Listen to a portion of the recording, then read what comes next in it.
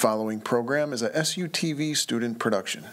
The views expressed are not necessarily those of Salisbury University, the University System of Maryland, its regents, administration, officers, employees, or representatives.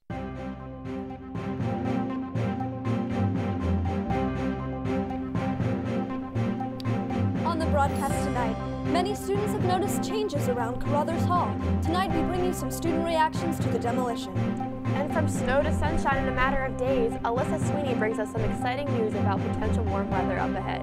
And Aaron Cahill brings us some information about an adorable new animal at the Salisbury Zoo.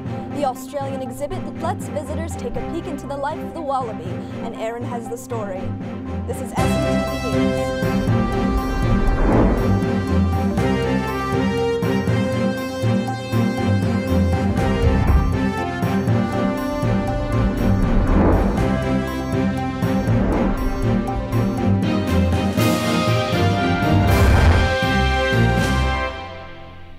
Welcome to SUT Evening News Monday night. Thank you for joining us this President's Day. I'm Miranda Haney. And I'm Sarah Gisriel. Hope you had a great Valentine's Day weekend. We start our broadcast tonight with the demolition of Carruthers Hall. SUTV caught up with some students and asked questions regarding their thoughts on the impending construction. How do you feel about Carruthers Hall being torn down? I actually did not know that before this interview. That's really crazy. I'm transferring because of this. It's not really a big deal, just because I never went in the building. I don't really know much about it. I actually had no clue it was going to be torn down. A lot of history involved with it, so it's kind of sad. I have friends who used to do radio and stuff, and I know they are upset about it and wish it was staying. This is the greatest crime in the history of Salisbury University. There has never been a greater atrocity than the knocking down of Carruthers. It's good for the school. I heard it was a new library being built in its place, and anything that can help students with their academics or bring more resources to the campus is a good thing for Salisbury. And plus it looks a little old. There's a little like decaying of the wood up on top there, so. I have no connection with Carruthers Hall, so it doesn't really hurt my feelings. But I think it's going to be awesome when we get a humongous library. And next week, we will be bringing you the inside scoop on the new Academic Commons building that will be built in the place of Carruthers Hall. The time spent waiting for the shuttle may be dramatically shortened for some SU students as the Salisbury Motor Pool implements a new system called NextBus. This online application will give to-the-minute estimates as to when shuttles will arrive at any of the 5 stops on campus. Students may also text their stop number and receive a time of arrival. The NextBus system will also track times for the Saturday mall shuttles. For more information, visit the Motor Pool section of the university website. Salisbury University was recognized as a vegan-friendly college by PETA. Salisbury was also entered in an online voting competition against 15 other small schools to determine who would earn the title of the most vegan-friendly college in the country.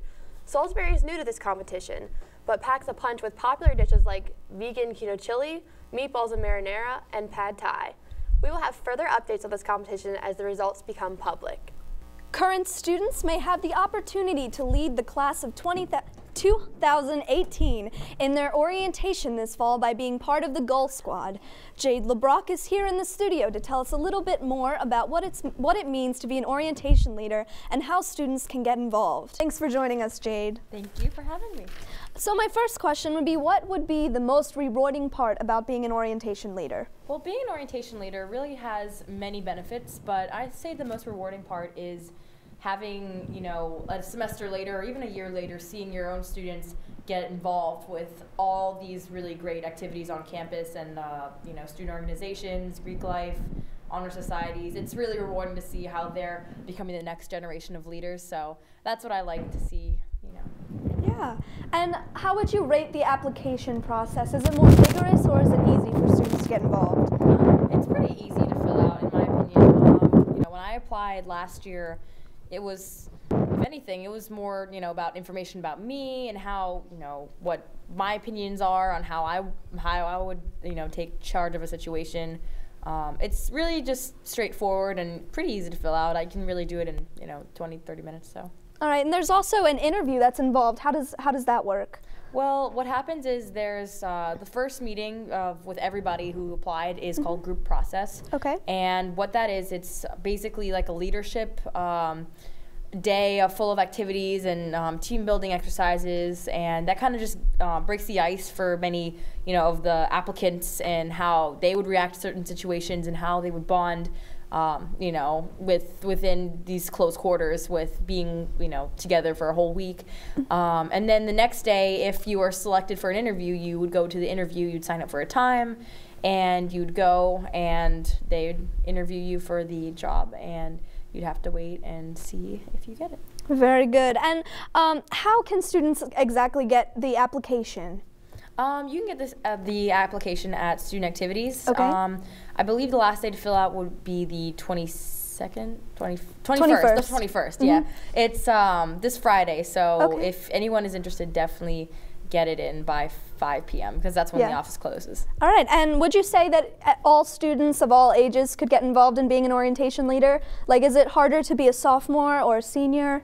Actually, it's interesting that you say that because we don't allow freshmen to obviously be an orientation leader right off the bat because they're freshmen. They need leading too. They need to, yeah, exactly. So what I think now don't hold me to this, but the new, I think, regulation is that we might be having just sophomores, like only sophomores can apply in the spring, so when they're juniors in the fall, that's when they can become orientation leaders. I mean, we've had, in the past, we've had sophomores come, that were orientation leaders who applied as freshmen in the spring, but they, we've had a few of that, but we've learned kind of over the process in the past 2 semesters that, the person has to have some sort of maturity for, something really this deep as orientation, because we really do bond as a family and we get really close, and there's some things that you really won't understand unless you've been here for a good solid 2 years. So it's really important to just take that into account.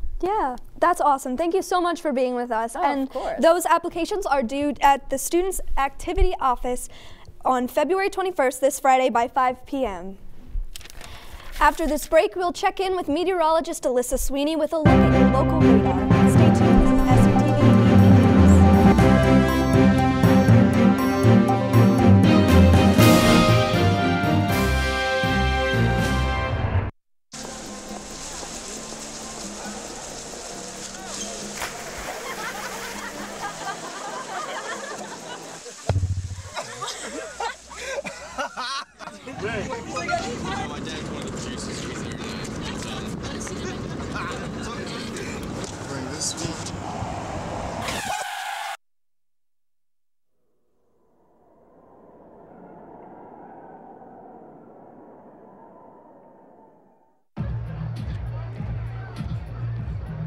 If you drive buzzed, it could cost you around $10,000. You'll face major legal fees, major fines, and steep insurance penalties.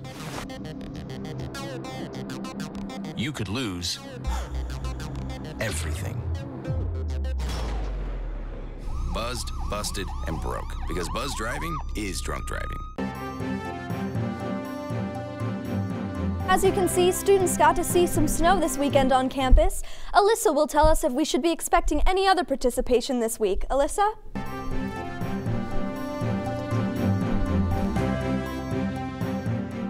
That's right, guys. With our satellite system over here, we have clouds coming in, pushing towards the Delmarva area, which will bring us some light precipitation overnight into the early morning. Coming up next, your future forecast. Maryland's marketplace healthcare system has only reached 31% of its enrollment goal for its March 31st deadline. The emergency health insurance bill was designed to allow individuals to pick a state-mandated health insurance plan that provides coverage to individuals who could not navigate the 2013 enrollment system that was riddled with malfunctions. Attorney General Doug Gansler predicts that the enrollment will not be reached for another 56 weeks, which is too long for Marylanders who need health insurance. This delay in enrollment could impact Maryland residents who are relying on the state marketplace to be their sole provider of their insurance. Gansler went on to suggest that Maryland should withdraw from their exchange and allow residents to purchase insurance through the federal exchange. Ray Rice, running back for the Baltimore Ravens, was arrested early Saturday morning after a physical altercation with his fiancée, Janae Palmer, in an Atlantic City casino. Both parties refused medical attention as there were no injuries. The Ravens released a statement saying that they are aware of the incident and they have spoken with Rice. He and his fiancée returned home together after being detained. And let's see what's happening on campuses across our state. Sarah Thompson brings us this week's Campus Connection.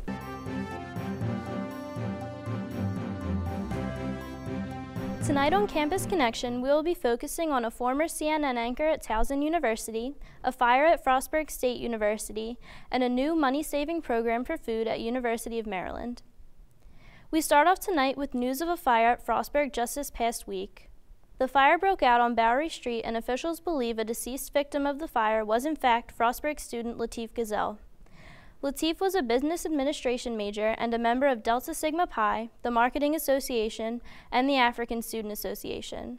With this tragic news, Frostburg is urging students to review fire safety information at the request of the Maryland State Fire Marshal Office to prevent another tragedy.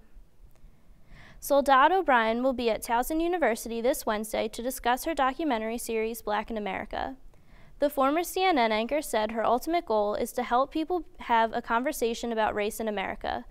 The event will start with selected clips from the Black in America series, which will be followed by a discussion led by a panel of Baltimore area scholars.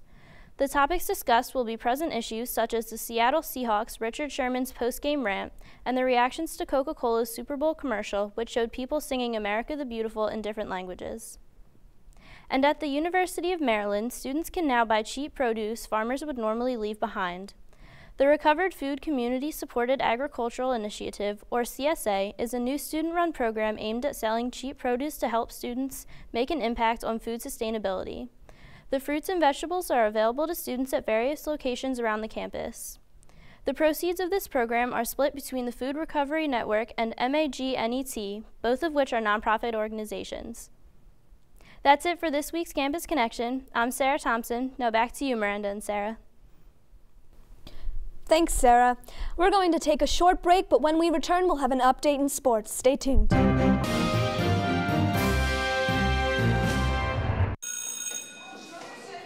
look at me.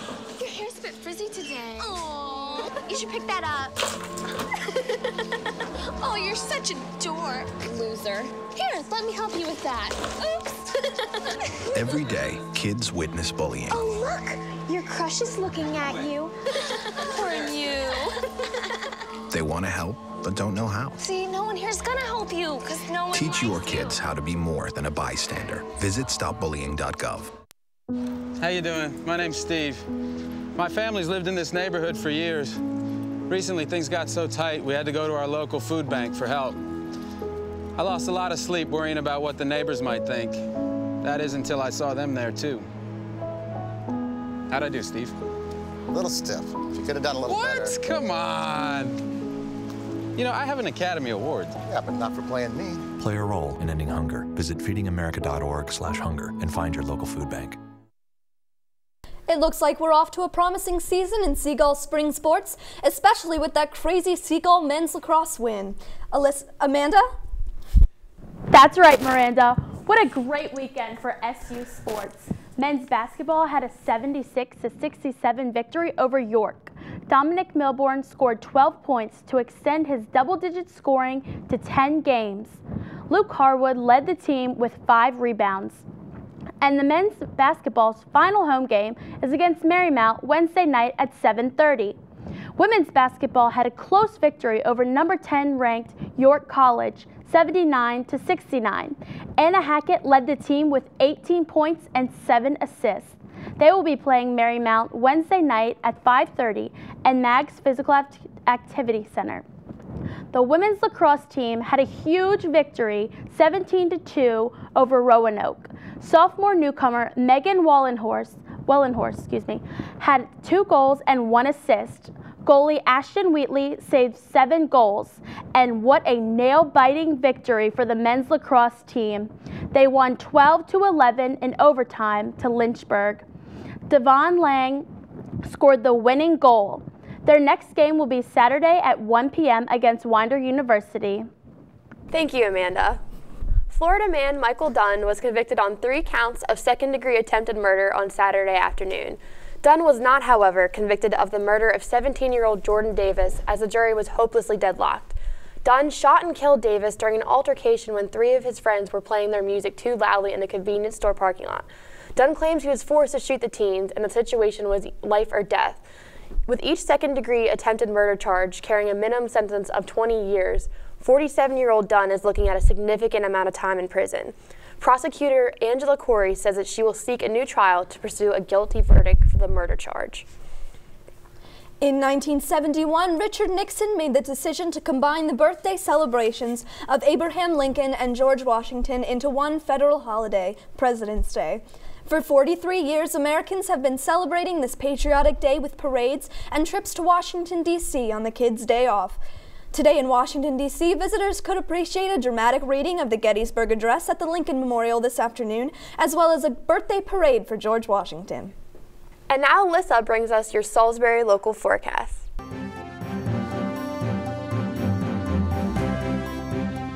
So the high for Salisbury today reached a 35, almost to the 40s, not quite there yet. However, it was a great day. We have the low coming over the Delmarva area, which will bring in some light precip tonight into early tomorrow morning. On Friday, we have that second pressure system coming over, leaving us with a rainy weekend. However, on Sunday, we do have a stationary front over the Delmarva area, which will lead us into a great week. It'll clear up. It'll be cold, though, however. The cold will return. Our 36 hour, we have showers tonight of 29 degrees as well. Tomorrow, chance of showers, a little bit warmer though, high of 52, and tomorrow night, 37 degrees, cooling off a little bit, but not as cold as it's been lately. Our 7-day forecast, we have earlier in the week, morning showers, 52 on Tuesday. Wednesday is going to be a great day, sunny and warm. Thursday, Friday will be rain as well through the weekend, but then on Monday, the cold will return, being almost 40 degrees, but it will be sunny. Back to you, Miranda and Sarah. Thanks, Alyssa. Recently, the Salisbury Zoo unveiled an Australian exhibit to the public. Aaron Cahill took a look into the exotic features of the new exhibit. If you're looking for something to do not too far off campus, the Salisbury Zoological Park is a great way to appreciate wildlife and the environment. Recently, the zoo introduced its first phase of the Australian exhibits. This new exhibit features redneck wallabies. We spoke with the zoo's education curator about these playful animals. The wallabies are our newest exhibit. They are a cousin, so to speak, of kangaroos. A lot of people think that they are actually baby kangaroos. They're not. They're full grown. They won't get any larger than what they are right now. In the exhibit, there are 3. A lot of times they are hidden, so they're a little difficult to find. But you can view the exhibit from both sides, so usually if you don't see them from one direction, you can see them from the other. Right now, all 3 of the wallabies that we have are males, and it's the beginning phases of our Australian expansion for the zoos. Leonora also addressed how many students strive to get involved with the volunteer program's internship. We do work with a great many of the SU students here within the education department, and they come in and work doing everything that an educator would do. So they learn how to handle all of our program animals. They actually present programs. They work with the animals doing handling and care and enrichment, as well as taking animals off-site to do programs. It's a little bit of everything so that when they leave, they have a good understanding of working in a zoo. Visit salisburyzoo.org for more information on how to lend a helping hand for the zoo, and in particular, these Australian wallabies. This is Erin Cahill reporting for SUTV News. Well, aren't they adorable? Those little things, it's nice to have something in Salisbury for here, something so big and it's in our little zoo like that. Thanks for tuning in to SUTV Evening News Monday night. Have a great week. Good night.